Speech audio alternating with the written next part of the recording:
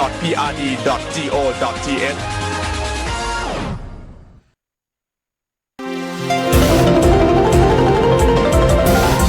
วิทยุแห่งประเทศไทยให้ความรู้คู่ความสุข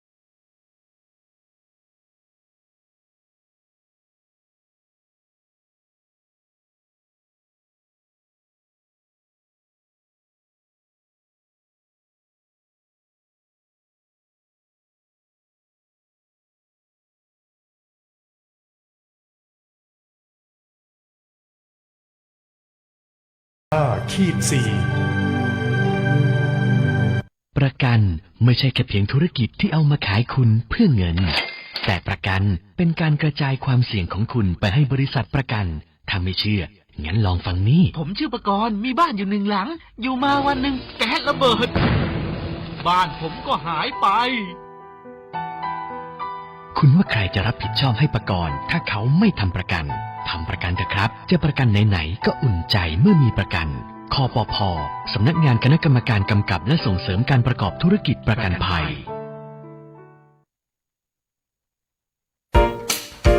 ส้มช่วงนี้ฉันปวดหัวปวดตาจังเลยอ่ะน้ำตาก็ไหลงานก็เยอะมากต้องส่งงานด่วนด้วยฉันจะทำยังไงดีละเนี่ยเพื่อนรัก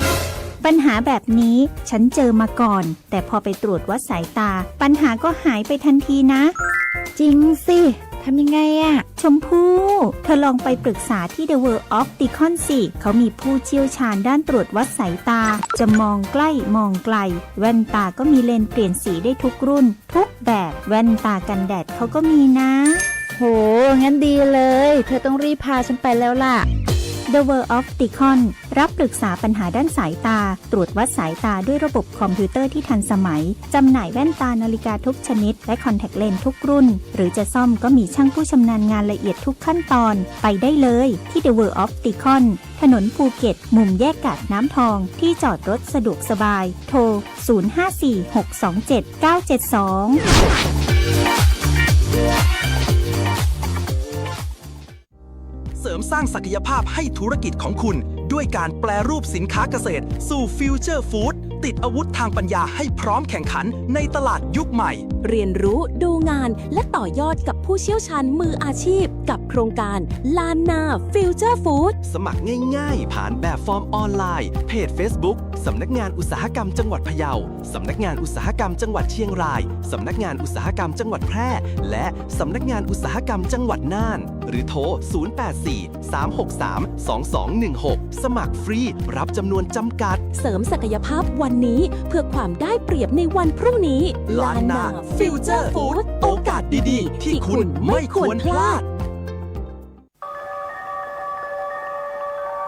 ทำไมราคารอบนี้ถึงสูงกว่าปกติตั้งหลายเท่าเอกสารที่เธอถืออยู่นั่นพี่เป็นคนเซ็นเองอย่าคิดมากมันคือธรรมเนียมของวงการนี้ แต่นี่มันคือเงินภาษีประชาชนนะคะพี่เราไม่ควรปล่อยผ่านอะไรแบบนี้เมย์ฟังพี่นะใครๆเขาก็ทำกันทั้งนั้นอยู่เฉยๆแล้วก็ได้ดีสบายใจไม่เหนื่อยไม่เสี่ยงแต่เมย์ยอมเหนื่อยดีกว่าทำผิดแล้วต้องโกหกตัวเองทุกวันค่ะสวัสดีค่ะดิฉันมีหลักฐานเกี่ยวกับความผิดปกติในกระบวนการจัดซื้อราชการขอแจ้งเรื่องไว้ตรวจสอบค่ะเธอกล้าดีนะพี่เคยอยากทำแบบเธอแต่ไม่กล้ายังไม่สายที่จะเริ่มค่ะพี่ถ้าทุกคนเริ่มด้วยความกล้าความถูกต้องก็จะไม่โดดเดี่ยวอีกต่อไปการป้องกันการทุจริตไม่ต้องใช้กองทัพแต่ต้องใช้ความกล้าของคนธรรมดาเพียงคนเดียวในการเริ่มต้นและวันหนึ่งความกล้านั้นจะเปลี่ยนทั้งระบบได้พบเห็นการทุจริตแจ้งสายด่วนปปชโทร1205สนับสนุนโดยกองทุนปปชและสำนักงานปปชประจำจังหวัดแพร่ ขับขี่ปลอดภัยเมืองไทยไร้อุบัติเหตุด้วยความปรารถนาดีจาก สวท.แพร่ FM 91 เมกะเฮิรตซ์ วิทยุแห่งประเทศไทยจังหวัดแพร่ 91 เมกะเฮิรตซ์ ให้ความรู้คู่ความสุข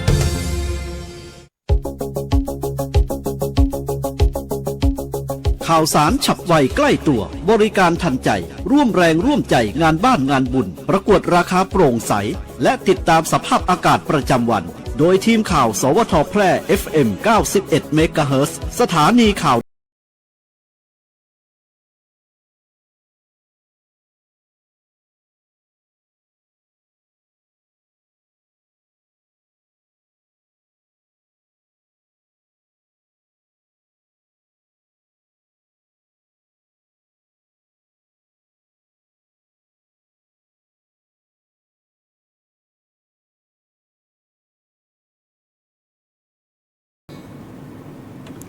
สวัสดีครับสถานีวิทยุกระจายเสียงแห่งประเทศไทยจังหวัดแพร่เสนอข่าวท้องถิ่นประจำวันอังคารที่ 14 ตุลาคม พุทธศักราช 2568 โดยมีหัวข้อข่าวดังนี้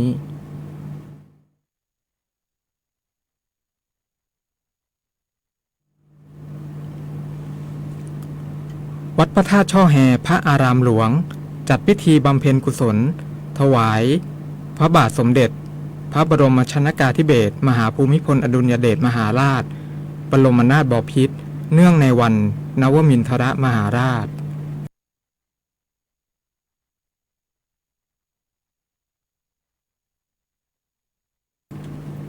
จังหวัดแพร่ย้ำคุณสมบัติประชาชนลงทะเบียนคนละครึ่ง plus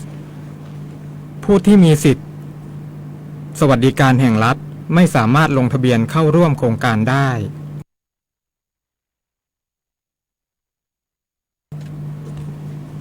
สำนักงานคณะกรรมการคุ้มครองข้อมูลส่วนบุคคลสคส.เตือนประชาชนระวังการสแกนม่านตาแลกเหรียญดิจิทัลเวอร์คอยหวังกระทบข้อมูลส่วนบุคคล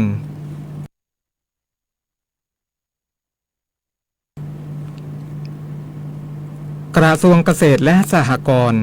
เร่งขับเคลื่อนนโยบายเร่งด่วนสร้างรายได้สร้างตลาดสร้างโอกาสลดรายจ่ายแก้หนี้สินเกษตรกรปราบปรามสินค้าเกษตรผิดกฎหมายต่อไปเป็นรายละเอียดของข่าว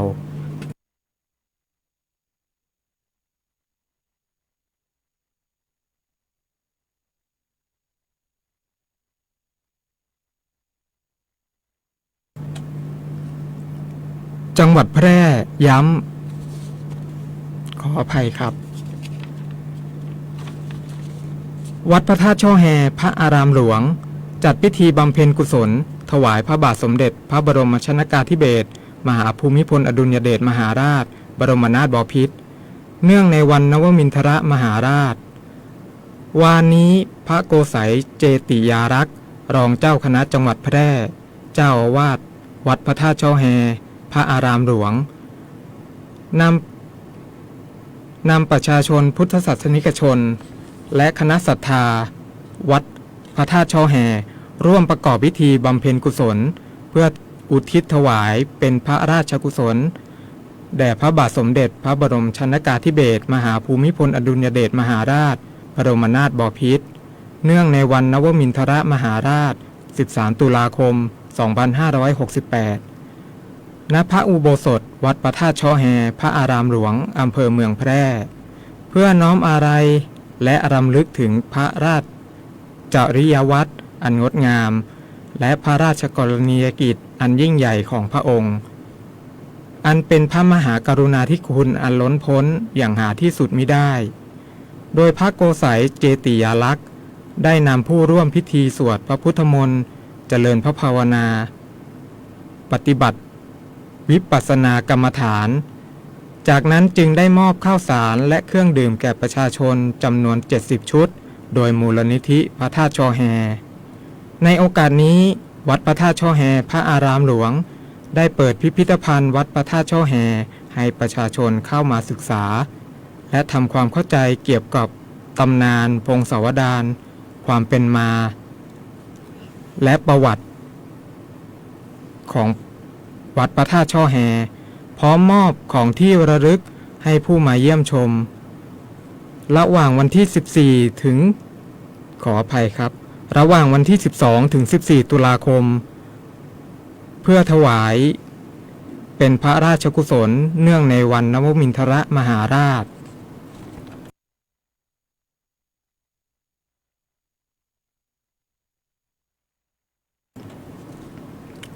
คลังจังหวัดแพร่ย้ำคุณสมบัติประชาชนลงทะเบียนคนละครึ่ง plus ผู้มีสิทธิสวัสดิการแห่งรัฐไม่สามารถลงทะเบียนเข้าร่วมโครงการได้นางสุดารัตน์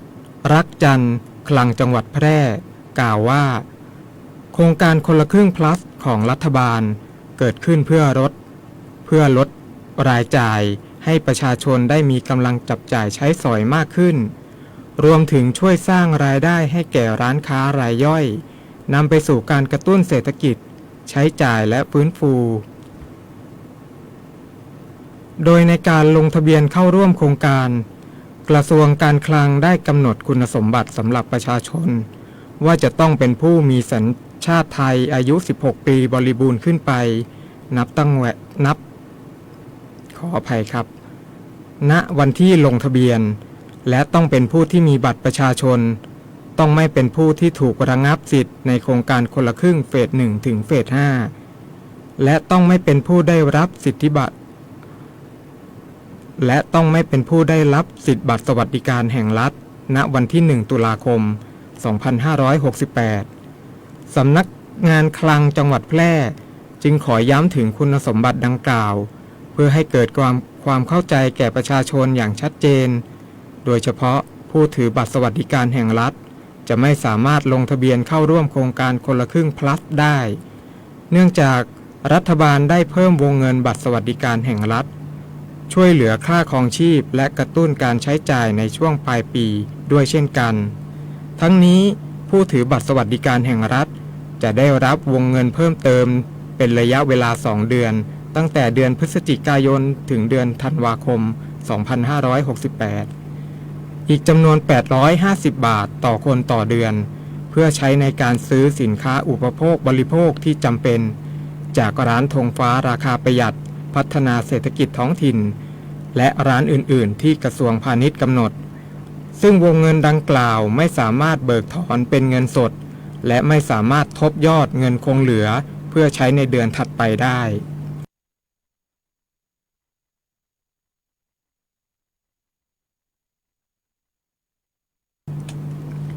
สำนักงานคณะกรรมการคุ้มครองข้อมูลส่วนบุคคลเตือนประชาชนระวังการสแกนม่านตาแลกเหรียญดิจิทัลเวอร์คอยหวั่นกระทบข้อมูลส่วนบุคคลจังหวัดแพร่มีหนังสือแจ้งเวียนไปยังหัวหน้าส่วนราชการในอำเภอทุกอำเภอและองค์การปกครองส่วนท้องถิ่นในจังหวัดเพื่อสร้างความรับรู้ความเข้าใจเกี่ยวกับการคุ้มครองข้อมูลส่วนบุคคลหลังสำนักงานคณะกรรมการคุ้มครองข้อมูลส่วนบุคคลหรือสคส.มีการแจ้งเตือนเกี่ยวกับโครงการเวอร์คอยซึ่งดำเนินการเก็บข้อมูลชีวมิติของประชาชนโดยเฉพาะการสแกนม่านตาเพื่อแลกเหรียญดิจิทัล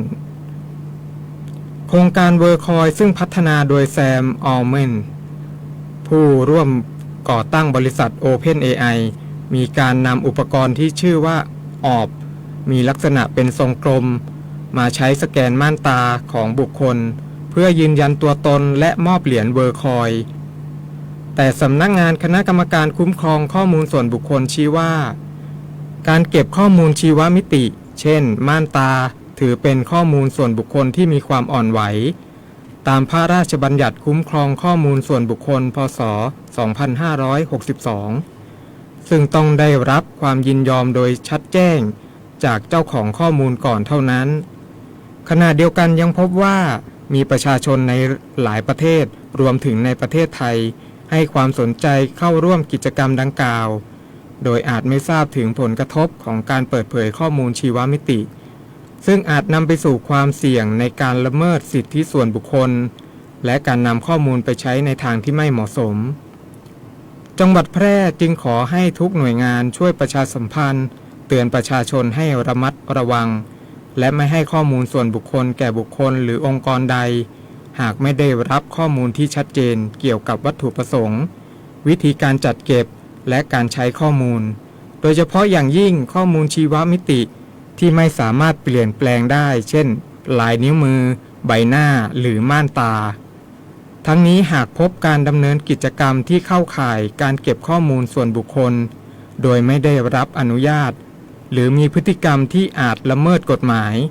ให้แจ้งไปยังสำนักงานคณะกรรมการคุ้มครองข้อมูลส่วนบุคคลผ่านศูนย์เฝ้าระวังการละเมิดข้อมูลส่วนบุคคลเพื่อดำเนินการตรวจสอบและป้องกันความเสียหายต่อประชาชนต่อไป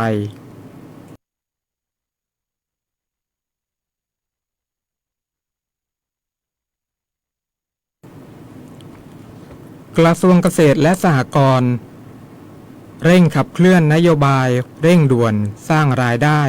สร้างตลาดสร้างโอกาสลดรายจ่ายแก้หนี้สินเกษตรกรปราบปรามสินค้าเกษตรผิดกฎหมายร้อยเอกธรรมนัส พรหมเผ่ารองนายกรัฐมนตรีและรัฐมนตรีว่าการกระทรวงเกษตรและสหกรณ์เดินหน้าขับเคลื่อนนโยบายภาคการเกษตรปรับโครงสร้างเศรษฐกิจจากปริมาณไปสู่การสร้างมูลค่าด้วยการยกระดับการขับเคลื่อนในมิติสำคัญ2มิติได้แก่ด้านการผลิตและด้านการตลาดโดยยกระดับศักยภาพสินค้าเกษตรเพื่อการเพิ่มรายได้ตั้งเป้าราคาโคเนื้อไม่ต่ำกว่า80บาทต่อกิโลกรัมและข้าวนาปี 8,000 ถึง 10,000 บาท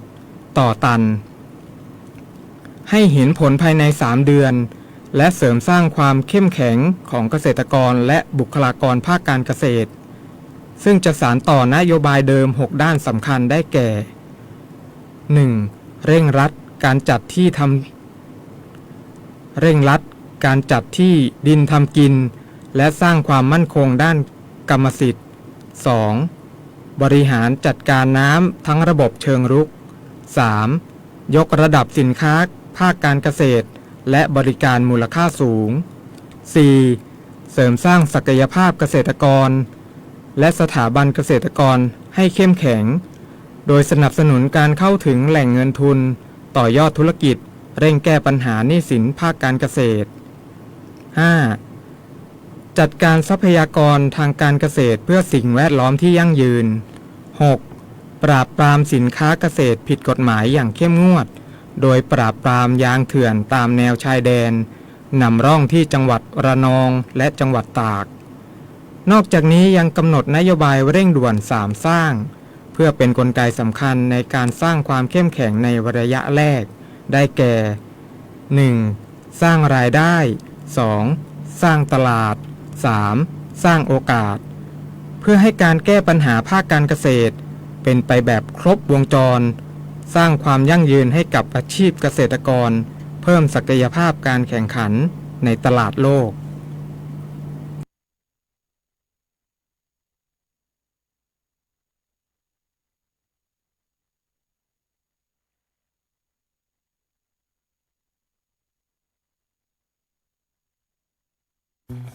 ไผ่มาส่งข้อความอย่างมานี่มันลายไอ้หวันส่งมาจนกันสมัครงานรายได้ต่อวันเริ่มต้นที่360 บาท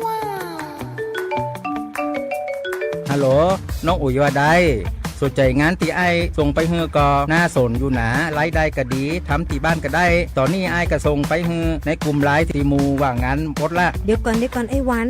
บริษัทอย่างที่ไหนนี่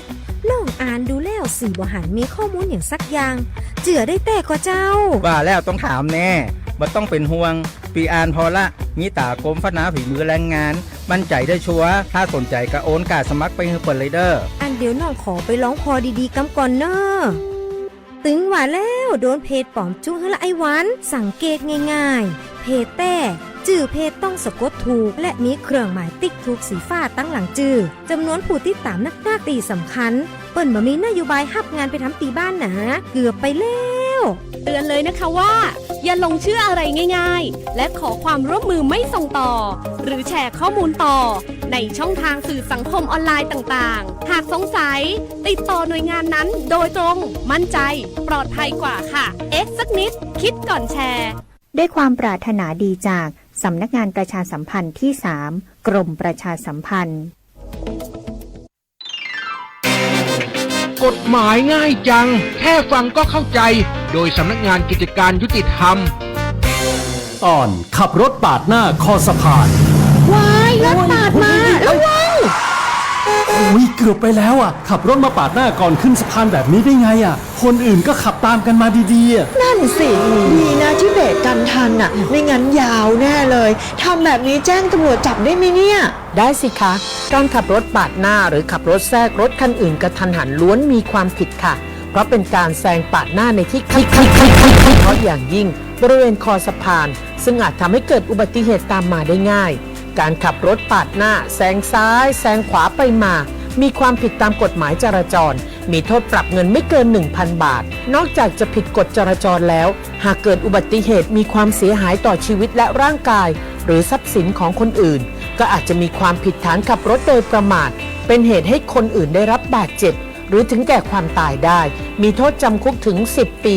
ปรับเงินถึง 200,000 บาทหรือทั้งจำคุกทั้งปรับเงินดังนั้นเราควรจะขับรถตามกฎจราจรและปฏิบัติตามป้ายสัญญาณต่างๆตามท้องถนนนอกจากจะปลอดภัยต่อตัวเองแล้วยังปลอดภัยต่อเพื่อนร่วมทางอีกด้วยค่ะหากสงสัยเรื่องกฎหมายหรือได้รับความไม่เป็นธรรมติดต่อสำนักงานยุติธรรมจังหวัดทั่วประเทศหรือโทรสายด่วนยุติธรรม1111กด77นะ จะบอกให้ฮู้กะเจ้าว่าตึงข่าวตึงหลายที่เขาส่งกันในมือถือมีตึงข่าวดีข่าวร้ายข่าวเร่งด่วนแต่ก็บ่ใจกูข่าวที่จะเป็นข่าวแต้หนาก่อนที่จะแชร์หรือว่าจะเจือข่าวอะหยังให้หยุดพอกำก่อนแล้วก็พอทีว่าเป็นข่าวแต้ก็ว่าข่าวปลอมข่าวที่ได้หันต้องตรวจสอบตีม้าของข่าวอ่านข่าวให้ครบกูบรรทัดพอวันเวลาของข่าวให้ชัดเจนข่าวนี่เกิดขึ้นมาได้เป็นข่าวเก่าก็ว่าเป็นข่าวใหม่เพื่อหาข้อมูลเพิ่มเติมจากหน่วยงานราชการหรือหน่วยงานที่เชื่อถือได้สำหรับการเผยแพร่ข่าวปลอมบ่ว่าจะตั้งใจหรือบ่ได้ตั้งใจก็มีโทษตามกฎหมายมีโทษตามพรบคอมพิวเตอร์ตึงปรับตึงจำคุกเลยก่อนจะแชร์ข่าวอะหยังให้ตรวจสอบให้ชัดเจนก่อนเด้อเจ้าบ่ดีปล่อยให้ความบ่ฮู้ยะให้เฮากลายเป็นผู้กระทำความผิดคิดก่อนแชร์ตรวจสอบก่อนเจือป้องกันตัวเฮาและสังคมจากข่าวปลอมด้วยความปรารถนาดีจากสำนักงานประชาสัมพันธ์ที่ 3 กรมประชาสัมพันธ์ติดตามพยากรณ์อากาศประจำวันจากสถานีอุตุนิยมวิทยาแพร่ประจำวันอังคารที่ 14 ตุลาคม 2568 ลักษณะอากาศทั่วไปของประเทศไทยพยากรณ์อากาศ 24 ชั่วโมงข้างหน้าภาคตะวันออกเฉียงเหนือภาคกลางตอนล่างรวมทั้งกรุงเทพมหานครและปริมณฑลภาคตะวันออกและภาคใต้มีฝนตกหนักบางพื้นที่เนื่องจากร่องมรสุมพาดผ่านภาคกลางตอนล่างภาคใต้ตอนบนและภาคตะวันออกประกอบกับมรสุมตะวันตกเฉียงใต้ยังคงพัดปกคลุมทะเลอันดามันภาคใต้ตอนล่างและอ่าวไทยในขณะที่มีลมตะวันออกเฉียงใต้พัดนำความชื้นจากทะเลจีนใต้เข้าปกคลุมภาคตะวันออกเฉียงเหนือขอให้ประชาชนในบริเวณดังกล่าวระวังอันตรายจากฝนฟ้าคะนองฝนตกหนักและฝนที่ตกสะสมรวมทั้งเพิ่มความระมัดระวังในการสัญจรผ่านบริเวณที่มีน้ำท่วมขังควรพกร่มและเสื้อกันฝนเมื่อออกนอกบ้านในระยะนี้ไว้ด้วยสำหรับบริเวณทะเลอันดามันและอ่าวไทยมีคลื่นสูงประมาณ1 เมตรบริเวณที่มีฝนฟ้าคะนองคลื่นสูงมากกว่า2 เมตรขอให้ชาวเรือเดินเรือด้วยความระมัดระวังและหลีกเลี่ยงการเดินเรือในบริเวณที่มีฝนฟ้าคะนองไว้ด้วยพยากรณ์อากาศบริเวณภาคเหนือมีฝนฟ้าคะนอง40%ของพื้นที่ส่วนมากบริเวณจังหวัดตากกำแพงเพชรสุโขทัยพิจิตรพิษณุโลก และเพชรบูรณ์อุณหภูมิต่ำสุด 23-24 องศาเซลเซียสอุณหภูมิสูงสุด 32-34 องศาเซลเซียสลมตะวันออกความเร็ว 5-15 กิโลเมตรต่อชั่วโมงพยากรณ์อากาศบริเวณจังหวัดแพร่มีฝนฟ้าคะนองร้อยละ 40 ของพื้นที่และมีฝนตกหนักบางแห่งทัศนวิสัย 4-10 กิโลเมตรลมตะวันออกความเร็ว 5-15 กิโลเมตรต่อชั่วโมงอุณหภูมิสูงสุดที่สถานีอุตุนิยมวิทยาแพร่เมื่อวานนี้วัดได้ 34 องศาเซลเซียสอุณหภูมิต่ำสุดที่สถานีอุตุนิยมวิทยาแพร่เมื่อเช้านี้วัดได้ 22.5 องศาเซลเซียสคาดว่าอุณหภูมิสูงสุดบ่ายวันนี้ประมาณ 32 องศาเซลเซียสคาดว่าอุณหภูมิต่ำสุดเช้าวันพรุ่งนี้ประมาณ 23 องศาเซลเซียสปริมาณน้ำฝนตั้งแต่เวลา 7 นาฬิกาเมื่อวันนี้จนถึงเวลา 7 นาฬิกาวันนี้วัดได้ 19.4 มิลลิเมตรวันนี้ดวงอาทิตย์ตกเวลา 17 นาฬิกา 58 นาทีวันพรุ่งนี้ดวงอาทิตย์ขึ้นเวลา 6 นาฬิกา 13 นาทีจบการเสนอข่าวท้องถิ่น